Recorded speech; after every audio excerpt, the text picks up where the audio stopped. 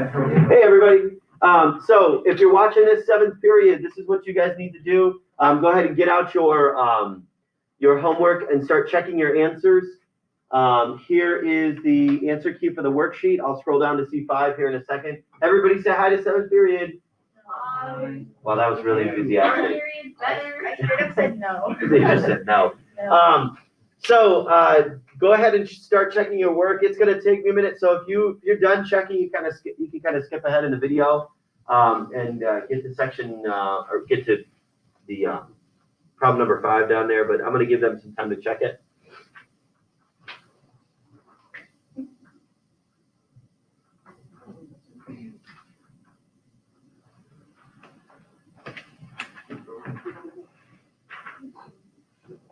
So remember that the vertical asymptotes will always match the domain, and the horizontal asymptotes will always match the range.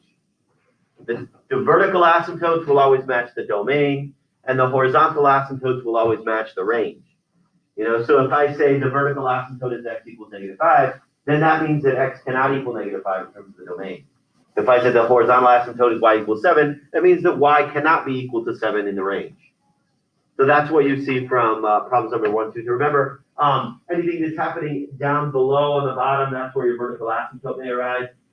Or when it's in this form, the horizontal asymptote is the adding or subtracting the outside of the fraction. And then we see number 4. Remember that the zeros arise when we put the numerator equal to 0. The vertical asymptotes come up when they put the denominator equal to 0. And then the horizontal asymptote. Why is the horizontal asymptote 2 in this case? Can somebody tell me why it's 2? Why is it 2? Just wants to be 2, so it's just 2. You know? The horizontal degrees are equal, so you divide the Good. The degrees are equal.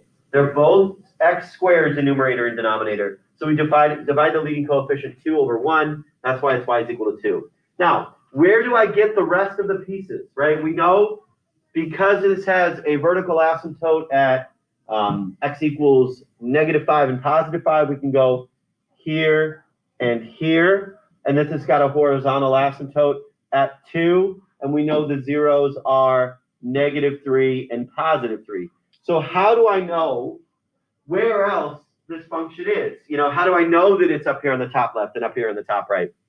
Well, honestly, I might just make myself a little table of values, maybe, and say, okay, where does it fall at -8, and then where does it fall at -6, and then where is it at 0 to see whether that's a maximum or minimum point in there, and then maybe let's make it symmetrical, +6 and then +8, and then you can see, okay, -8 comma here, -6 comma here, so we know that it's going to be in this general direction here.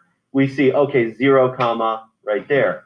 So we know it's going to be pointing down there. And then we say, okay, so 6 comma here, 8 comma here. So we know it's going to be up there. Okay. So if you're ever not sure where it goes, you can quickly make yourself a little table of values and then see where it's going to happen. So you see which parts it's going to happen in. Because once you get where you have all your asymptotes drawn, you might not know which box things are in, you know. I see based on 2 vertical asymptotes, it's got 3 pieces to it. So where do those pieces go? Is it in the top far left or the bottom far left? Is it up here or is it down here? Well, your table will tell you where. Is it up here or is it down here? Well, your table will is it up here or down there? The table will tell you. Okay. And then here's number 5.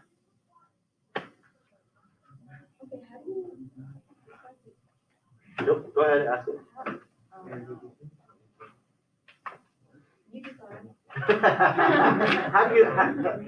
Can you do that? All right, so let's talk about number 5 here. So my original problem is f of x is equal to x squared plus 2x minus 3 all over x plus 3. So if I'm given this problem and I'm not prefaced by, or I'm not given the directions on identifying any holes in the graph, I might be tempted to say that there's a vertical asymptote at -3, right? I might be tempted to say that because I see that x cannot equal -3. However, we should try to factor it down to see if any holes may arise. So factors of -3 that add to get to +2 are +3 and -1. So we see, because the x plus 3 will cancel out, this is going to leave me with an f of x is equal to x minus 1. So the function is going to graph like that equation. Slope of 1, y-intercept of -1. Right? Slope of 1, y-intercept of -1. So there's my slope of 1. Now, however, -3 is not defined, right? -3 is still not defined. So where does the hole actually go? We know the hole is at x equals -3, right? We know x equals -3 is undefined. So where is this hole actually, oh, sorry, -3. Where is this hole actually going to come up? Well, I have to figure out what f of -3 is. See, and I'm not going to plug it back into the original because that would make it undefined. So it's going to act like this guy here, x minus 1. So we plug it in, -3 minus 1, which is -4. So the hole is going to be at -3 comma -4. That's why I go for, okay, -3, -4, open circle there, and then we can graph the line accordingly. Because that's what canceled. The function is still undefined at -3. You good? That was recorded. The function is still undefined at -3. Does that make sense? So -3 is still not valid. It's still not part of the domain. So therefore, I know it's got to be a hole at -3. Got to be, because it canceled out. See, even though the final function, once it gets factored down, once things gets canceled out, it doesn't look like anything's going to be undefined. Y equals x minus 1, f of x equals x minus 1, that's just a line. However, if you're looking at the original problem, -3 is not defined. So you have to put a hole at -3. -3 comma what? Well, run it back into the final equation to see where it will come up on that graph. -3 comma -4. Open circle there. Lines extended out left and right. Okay. Questions on any of that? Yes, sir. Can you go back to number 4? Sure. Question about it, or just want to see it again? Got it.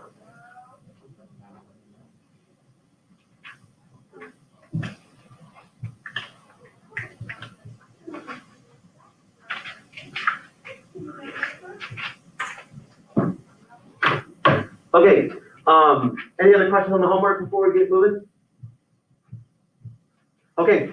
This guided notes that I'm going to give you is actually day 1 and day 2 of section 8.5. So don't lose this. We're going to finish this guided notes tomorrow. Okay. We're going to do the front of it today, the back of it tomorrow. Notice how it says 8.5 all. Yeah. Okay. We're going to do the front today and the back tomorrow. Usually we do this in one day. However, we're getting rather close to spring break, and there was no way to like fit a quiz in before, so we decided to stretch things out a little bit. Everybody get a guided notes? Did I forget anybody? So we're going to do the front half of this today and the back tomorrow. Okay? Just so you guys know where we're headed, I think I said this yesterday, but I'll say it again today. Today we're doing today and tomorrow section 8.5, and then on Friday of this week we're going to review sections 8.4 and 8.5 and play a little game. Not baseball. We're going to play a little game. What? Seriously? I know. Friday's my birthday. How do you make time for a game and it's not baseball? Sorry. We're going to play a little game on Friday. No homework on Friday. Over break, obviously. It's a little game, Mario Kart. No, it's not Mario Kart. Come on. It's your birthday and you're gonna ruin it. It's your birthday? It's not my birthday. It's really Yes, not. it It is. is your birthday. It's really not my birthday. It's your birthday. It's my unbirthday. Very birthday. Now, on the next week, the week that we get back, we do have an assessment over sections 8.1 to 8.5 that we will have to do. Okay? We actually will get back on Monday. We will review on Monday, and then we're going to take a group assessment on Tuesday. Oh, Let's go. We learned Nothing like getting right back into it. We learned our group on Friday. Like this Friday? Yeah. Sure. Let's go. I'll put them out. Yeah, sure.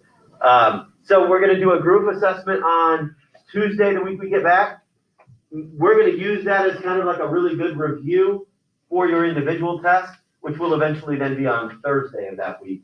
So basically, we're reviewing Monday, Tuesday, Wednesday. Tuesday is the group assessment. It's the same thing. It's gonna be formative. It's gonna be a good chance for bonus points. All that same as last time. Okay. Those are always fun days. My version of fun.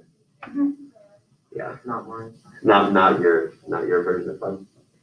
Not mine. That's just not mine. So that's Monday is a review. Tuesday is the group assessment. I don't want to say group test. People always freak out when they say group test. Group learning opportunity. Virtual. Wednesday review. Thursday, the week we get back, individual tests. All right. So section 8.5, solving rational equations and inequalities. Today we're going to look at more of the equation side of it, and then on tomorrow we're going to look at more of the inequality side. Okay. All right. So this is one of those great definitions. A rational equation is an equation that contains a rational expression. Duh. Right? Basically, I'm going to have rational expressions within my equations. Now, do you guys remember back when I had you solve equations by clearing fractions? When I had you solving equations by multiplying through by an LCD, right? If I had told you something like this, let me try to make one up real quick. If I had 2/3 plus 4/5 x is equal to, I don't know, let's make this another third. Let's make this easy. 7/3. Right? You remember doing this earlier on, and I had said, okay, what am I going to multiply by? What am I going to multiply by the entire fraction by? 3 and 5. 15 total, right? But I'm going to multiply through by the LCD, which is 15, but I wrote it as 3 times 5. Right? We multiplied through by the LCD. And the reason we did that is because when we brought this in here, the 3 will cross cancel, leaving just the 5 to multiply in. 2 times 5 would have gotten 10. And then the same thing here, we would have brought the 3 times 5 in, but now the 5 will cancel. And so we would have had just a 4 times 3, right? The 5 will cross cancel with the 5 up here, and then we would have 4 times 3 to get 12, plus 12x is equal to, and then the 3 would have cross canceled here and here, leaving the 5 coming in. Here, 5 times 7 would have been 35, and then we have a much easier equation to solve. Now, I made this up on the spot. It's not going to come out nice, but you get the idea. This is what we had done before. We multiplied through by the LCD so that we can clear out the denominator, so that the denominators will eventually go away, and we can get a nice, easier equation to solve. We're going to do that exact same thing. So let's start small. Let's start slow here. What's the only denominator? X. So my LCD is just x. So let's multiply through by x. So we're going to have an x squared minus, not 18x, because that x is going to cross cancel. It's just going to minus 18. Is equal to 3x. You were close there. You got the 18 right. We bring in that, see, it's going to cross cancel whenever anything that's got that that denominator of the LCD that we're multiplying in, it's going to cross cancel. It's not going to be there anymore. And at this point, we have an equation that we know how to solve now. We can solve this equation because it's a quadratic. We subtract over the 3x. And now, okay, does this factor? Factors of negative 18 that add to negative 3? Negative 6, positive 3. So we have x minus 6, x plus 3. What happened to that over x? It went away. It went away because it cross canceled. Look, if I'm going to multiply this in, I technically will have 18x over x, won't I? And doesn't that cancel out? But you don't need to magically have it. We multiplied it into every piece. We multiplied the x times the x to get the x squared, the x times this 18 over x, and it just canceled into 18, and then the x times the 3 to get the 3x. I guess. It's mathematically correct, trust me. But why is that x squared and not just x? This over here, because it was x times x. Yeah, but then you cancel out one of them. With the 18, because I'm basically distributing this in. Everything is getting multiplied by x. Okay. All right, now we factor that, we get x minus 6x plus 3, so then we get x is equal to 6 and x is equal to negative 3. And those are my answers. Those are my two answers. Now, I should always check my answer. Okay, I should always check my answer to see if I could get an extraneous solution, because that may arise. I think you see it halfway down the page right there. I'm going to jump the gun here. I'm going to start checking my answers right now. 6 minus 18 over 6. Is that 3? Yeah. Negative 3 minus 18 divided by negative 3. Is that 3? Yeah. Okay, good. I know I got it right. Here's one of the things that you always have to check about extraneous solutions. Is it still a valid solution? Remember those times when we were solving and then it came out to be no solution because our original problem made that x value undefined? We have to check those types of things. So these are both valid solutions. My answers are x is equal to 6 and x is equal to negative 3. All right, let's do another one. All right, so let's add in another denominator. What's my LCD? 3x in this case. My LCD is 3x. So that's what I'm going to multiply in. So I multiply it in here. Okay, what's going to cross cancel? Just the 3, right? The 3 is going to cancel out here and here, leaving the x coming in. So that will get us the 10x over nothing, right? No, nothing in the denominator. All right, so now we bring in here. And now the x's cross cancel, leaving just a 4 times 3, or 12. And now we multiply in here. Does anything cross cancel? No. So 2 times 3x is 6x. And this one becomes a really nice and easy equation to solve. We subtract over the 6x over to the other side. I get 4x is equal to 12. Divide by 4, x is 3. Let's check our answer. I'll just plug it into the right side. 4 over 3 plus 2. Is that 10/3? Yeah. Yep, we're good. What would have happened if my x came out to be x equals 0? I would have to say undefined, right? I would have to say undefined because x cannot equal 0. Right, because it was in the denominator. See right there? And that's what I'm alluding to here with the extraneous solution. An extraneous solution is basically, again, a solution of an equation derived from the original equation that is not technically a solution. We're going to have that from time to time from here on. When you solve a rational equation, it's possible to get extraneous solutions, especially when you use a quadratic to solve. These values should be eliminated from the solution. Always check your solutions by substituting them back into the original equation. All right, so let's take a look here. I would strongly encourage you not to think about this as a proportion. A lot of people might say, oh, cross multiply divide. No, don't think about it like that. I am going to think about this as an equation with my two denominators. Now, can I tell what the factors of the denominators are yet? Not yet, because they're not fully factored down. I can't define my LCD, bless you. I can't define my LCD because this isn't fully factored down. So that's what I'm going to do first. I'm going to have 16 over x minus 4, x plus 4 is equal to 2 over x minus 4. So what is my LCD? Well, remember, all factors must be represented. So I've got an x minus 4x plus 4 on the left side. And I've already written the x minus 4, so I'm not going to write it again for my x minus 4 on the right side. So that's my LCD. Yes? How do they not cancel? What do you mean?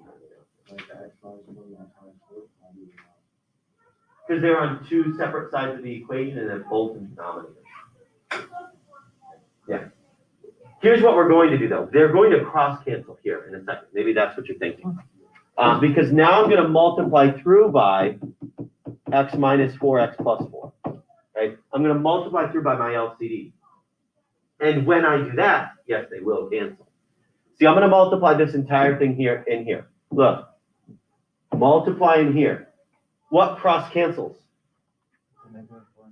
The entire LCD. Right? That whole thing cross cancels, leaving just 16. Okay, so let's bring it in here. What cross cancels here? Just the x minus 4. Let me move that out of the way. Just the x minus 4 will cross cancel. The x plus 4 doesn't have anything to cross cancel with. So we multiply in 2 times that x plus 4, still left over in my LCD. And now, again, this is a really easy equation to solve. 16 is equal to 2x plus 8. Subtract the 8, divide by 2.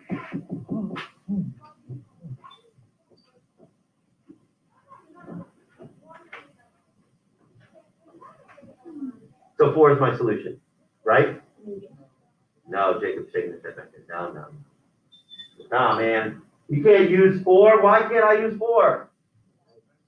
There's x minus 4 in the right side. Actually, it's in this x squared minus 16 too, but we don't really see it. But we see right here, x minus,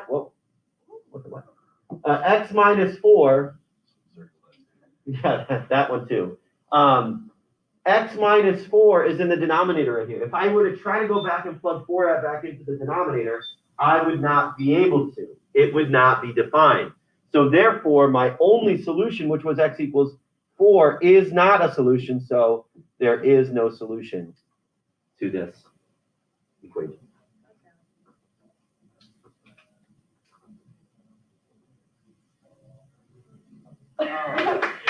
Oh.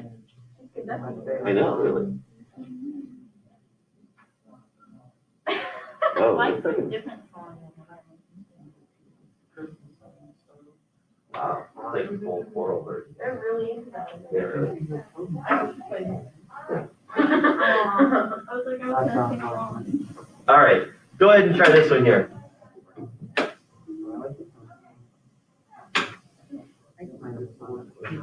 Oh, what the heck is this? What the heck is this? You sound like you're a 70-year-old man. What the heck is this? What are you doing to me? Why is Liam kind of a 7-year-old man? You're sleeping all the time. You take offense to that, Liam. I don't sleep that much. That's what a 7-year-old man would say. Well, if my fire alarms aren't going off at night. That's such a 7-year-old man. I was gonna say. If I'm thinking.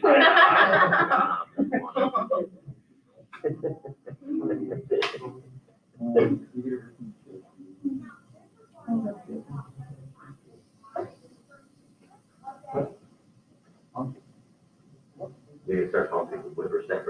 I don't think old people even do that. So you start calling your pants slacks. That's normal though. See? When I was your age, I used to fire alarms. Back in my day. Back in my day. What? Fire alarm. Back in the day, I walked a mile. Oh, that's the best one. I had to walk over a hill in rain or snow. Yeah. It was funny. The best. Long name funny. I was like, this would be funny, and then it was funny. What's my LCD? X minus 8 and 2. Good, yeah. I'll write 2 and then x minus 8. I guess. It's the same thing though, you're right. Okay, so now I'm gonna multiply in 2 times x minus 8. What's gonna cross cancel with my first term? So leaving just the 2 coming in. So I'm gonna have, I'll write it, written out here, like that. You could distribute it right away, that's fine too. What's gonna cross cancel with my second term? Just the 2. So leaving the x minus 8 coming in. So x times x minus 8. And then the 11, the x minus 8 is going to cross cancel here, leaving 11 times 2. I'll just make that.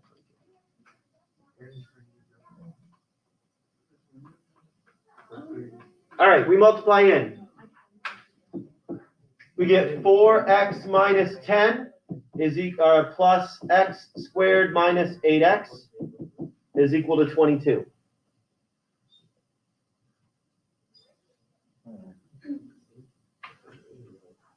And now we solve here, we get x squared minus 4x minus 10 is equal to 22. We subtract over the 22. You guys want to complete this? Let's complete the square. Oh. Come on, let's complete the square. It's so much fun. I'm going to complete the square. I'm going to complete the square. I'll just play Mario on your birthday. Thanks, buddy. X squared minus 4x is equal to 32. Half of 4 is 2, squared is 4. Look at this. But it's just so nice. No, it's not. Look at this. X minus 2 squared is equal to 36. That's not nice. Yes, it is. Because look, it's a perfect square. So it's, that's what you get for what's trying this- to complete the square. What's this dang TV doing? Oh my God. This is revenge for trying to complete the square. I know, it's like, stop it. Stop. X minus 2 is equal to plus or minus 6. That's not good. So x minus 2 is equal to 6, or x minus 2 is equal to negative 6. So x is equal to 8. X is equal to negative 4. That was a lot more work. Oh, no. Oh, yeah. Yes, how? That was. I like that. But he was not. However, You could have done it in 5. 8 does not work. So 8 is an extraneous solution. The only solution, therefore, is negative 4. You All were right. doing so much less work. But it's just not as fun. You also looked like a little kid up there, so it's like he's the old man now and you're the Got little it. kid. Change. Yeah. Okay, any questions about that? All right, so again, 7th period, at this point, you can go ahead and work on your homework. I guess same thing with the 1st period. You guys can do that too. So go ahead and work on your homework, is page, I'm just gonna put it up here. That's algebra 1, algebra 2 here. Page 605, numbers 2 to 10 even. This video is my old one, that's from last year. I'll have to replace that. Okay, so long, everybody. Oh, no.